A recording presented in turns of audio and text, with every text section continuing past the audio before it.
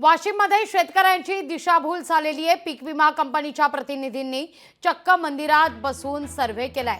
Survey करतानाचा video लोकशाही मराठीच्या हाती लागलाय। धनंजय मुंडेंच्या आदेशाला पीक विमा कंपनीच्या प्रतिनिधीनं केराची टोपली दाखवली आहे। उंटावरून शेळ्या राखणाऱ्या पीक विमा प्रतिनिधींवर कृषी मंत्री कारवाई करणार का, हा सवाल आहे।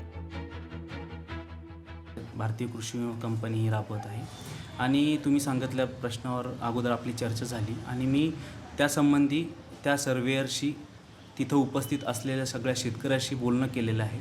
तुमच्यासमोर मी बोललो आहे आणि तिथं शेतकऱ्यांनी सांगितलं पाऊस सुरू असल्याच्यानं कोणीही शेतात जाऊ शकत नाही आहे। फक्त आम्हाला पंचनामे आले म्हणून जे शेतकऱ्यांनी 72 तासाच्या तक्रार द्यायची असते ती तक्रार दिली, त्यानंतर लगेचच पीक विमा प्रतिनिधी तिथं पंचनामा करण्याकरिता गेले आणि पंचनामे करत असताना सध्या पाऊस सुरू आहे, त्याचे काय कागदपत्र आहेत ते घेऊन बोलावले असतील। नेमकं तिथं काय परिस्थिती आहे ते आपल्याला बघावं लागेल आणि त्याच्यानंतर आपण त्याच्यावर काय जी योग्य कार्यवाही आहे ती योजनेच्या तरतुदीनुसार आपण करणार।